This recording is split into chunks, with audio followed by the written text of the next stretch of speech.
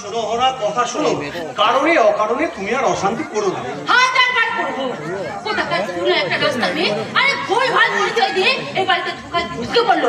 কোথায় তাকে বাধা দেবে তা না, নিজে তাকে দিদি দিদি বলে এবারে আদিকিটা শুরু করে দিয়েছো। এদিকে এই বাড়িতে আসার পর থেকে কি কি ঘটে চলেছে তাকে তুমি জানো?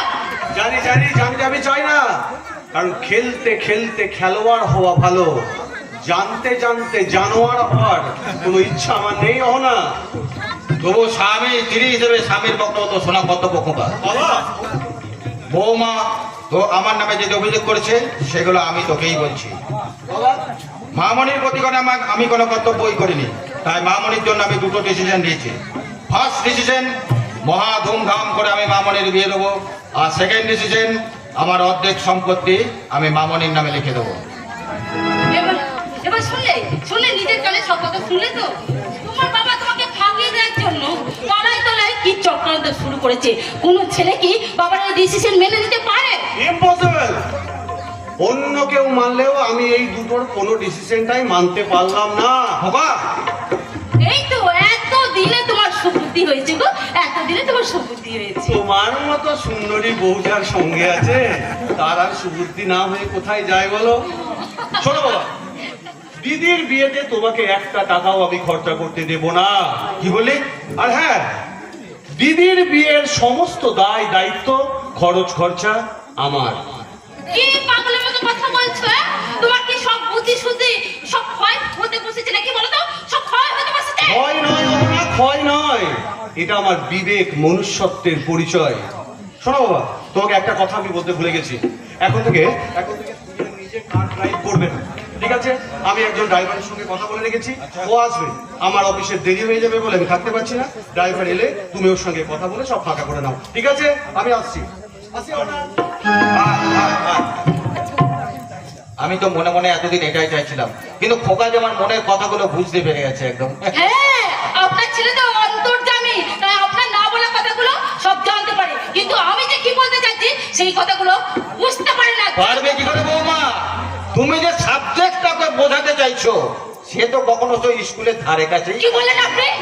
কি বললেন? খোকার জন্য আমার বড় গর্ব হয় বৌমা।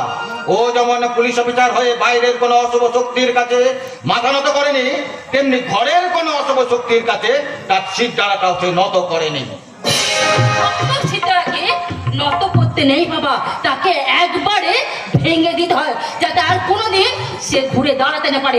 সেই ব্যবস্থায় আমি করছি। হ্যাঁ, সেই ব্যবস্থায় আমি করছি। তুমি কেন বৌমা? এদেশের অধিকাংশ বৌমারাই সংসার ভাঙার খেলায় মত্ত, তাই স্বামীকে তারা নিজের সম্পদ মনে করে, আর বৃদ্ধ শ্বশুর শাশুড়িকে মনে করে পোষা কুকুর। তাই বলি বৌমা, এই বৃদ্ধ শ্বশুর শাশুড়ি যদি না থাকতো কোথায় পেতে তুমি তোমার স্বামী সংসার? এই দেখুন, আপনি আবার অকারণে ধান ভানতে গিয়ে শিবের গীত গাইতে শুরু করে দিলেন। আমি আপনাকে এই সংসার ছাড়তে বলিনি, আমি শুধু বলেছি আপনার ওই মেয়ে ওই ভেলকিকে এই বাড়ি থেকে রাস্তায় বের করে দিতে। রাস্তার মেয়ে নয় বৌমা, ও আমার মেয়ে, আমার রক্ত বইছে শরীরে।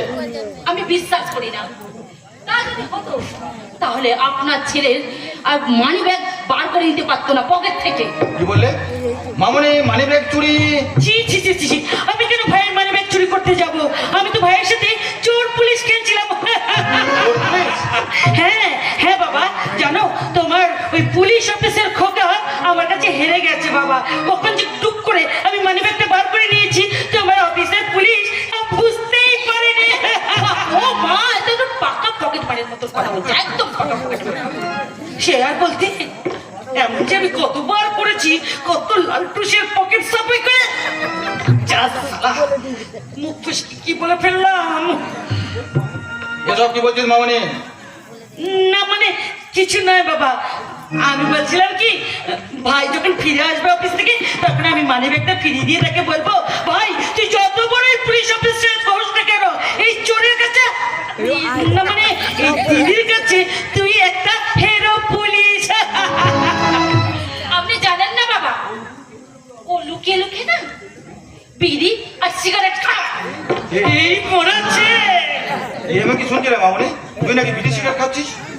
বেশ করেছি বাবা। সবাই জানে সিগারেট খেলে স্বাস্থ্যের জন্য হানিকারক। সবকিছু জেনে শুনেও তুমি সিগারেট খাও, তাই আমি সিগারেটটা খেয়ে দেখছিলাম যে আমার শরীরে কতটা ক্ষতি হয়। মামনি, বাবা, তাহলে তুমি আমার মাথায় হাত রেখে কথা দাও, ওসব ছাইপাস তুমি আর কোনোদিন খাবে না, বলো কথা দাও, কথা দাও বাবা। না, আমি কথা দিলাম আমি আর কোনোদিন বিড়ি সিগারেট ছোঁবো না। খুব তো নাটক করে সিগারেট খাওয়ার ব্যাপারটা ম্যানেজ করে নিলেন। হ্যাঁ, এখনো এখনো সময় আছে বাবা, এখনো সময় আছে। এই দিকে তারা না, আমি হলপ করে বলতে পারি বাবা, এ শরীরে আপনার রক্ত নাই বাবা, কিছুতেই থাকতে পারে না বাবা, কিছুতেই না, কিছুতেই। আমি মানছি